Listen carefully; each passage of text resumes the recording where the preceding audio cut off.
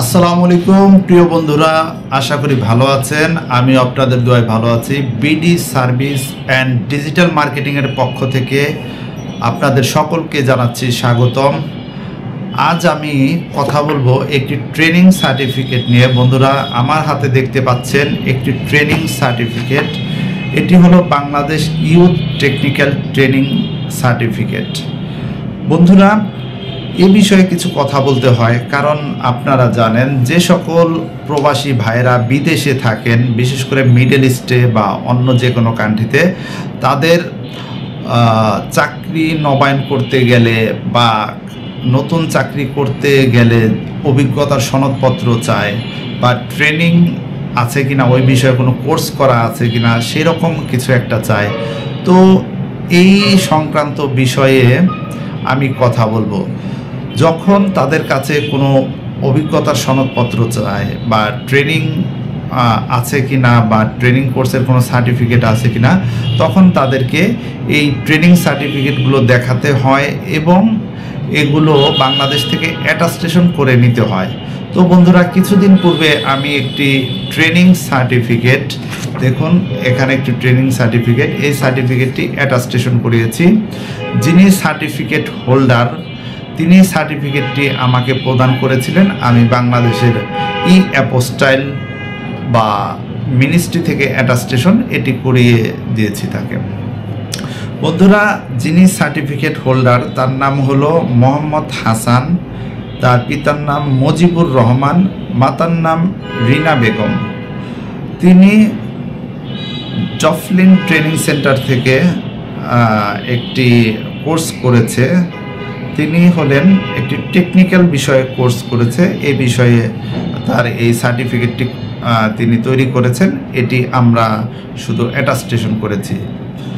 বন্ধুরা, অ্যাটাস্টেশন করার ক্ষেত্রে বা কোনো ট্রেনিং সার্টিফিকেট নেওয়ার ক্ষেত্রে যেটি আপনারা মনে রাখবেন, যখন আপনাদের ট্রেনিং সার্টিফিকেটটি করা হবে তখন আপনাদের নামগুলো অবশ্যই পাসপোর্ট অনুসারে দিবেন। যেমন মোহাম্মদ হাসান তার নাম, এই নামের বানানটি পাসপোর্ট অনুসারে দিবেন। তার পিতার নাম হলো মজিবুর রহমান, মজিবুর রহমান MOZIBUR RAHMAN, এই মজিবুর রহমান বানানটিও পাসপোর্ট অনুসারে দিবেন। এবং মাতার নাম রিনা বেগম RINABEGUM, এই বানানটিও পাসপোর্ট অনুসারে দিতে হবে।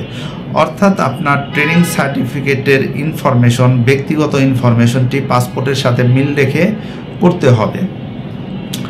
এরপরে ট্রেনিং সার্টিফিকেটটি রেডি হওয়ার পর ট্রেনিং সার্টিফিকেটের পেছনে যে কাজটি করতে হবে সেটি হলো আপনার সংশ্লিষ্ট ট্রেনিং সেন্টার হতে তাদের ভেরিফাই অ্যান্ড ফাউন্ড সিলটি নেবেন বা অ্যাটাস্টেড, অর্থাৎ আপনি যে প্রতিষ্ঠান থেকে ট্রেনিং করেছেন সেই প্রতিষ্ঠানের একটি অ্যাটাস্টেড সিল নেবেন, বা দুটো সিল নিলেও হয়ে যায় বা যে কোনো একটা নিলেও হয়।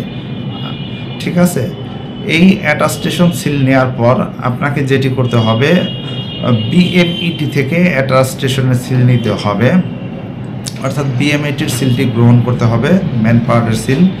এটি নেওয়ার পর এই ডকুমেন্টটিকে নোটারি করতে হবে।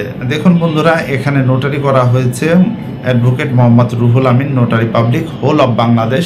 তার লাল অ্যাম্বোস স্টিকারটিও রয়েছে এবং তার রাউন্ড সিলটিও রয়েছে।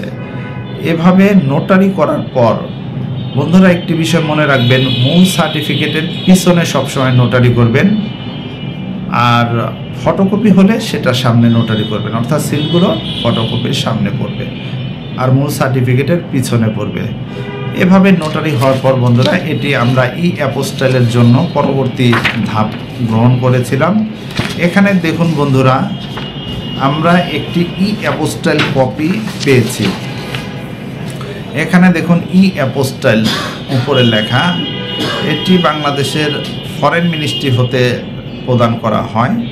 অর্থাৎ আগের যে মিনিস্ট্রির কার্যক্রম ছিল, যেখানে ল এবং ফরেন মিনিস্ট্রির সিল দেওয়া হতো, বর্তমানে এই কাজটি ডিজিটাল পদ্ধতিতে ই অ্যাপোস্টাইল হয়ে গেছে।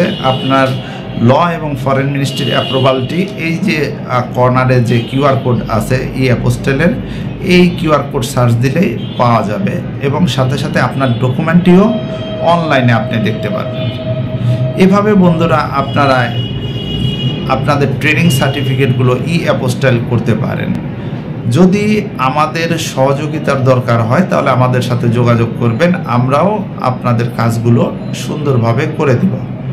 ধন্যবাদ।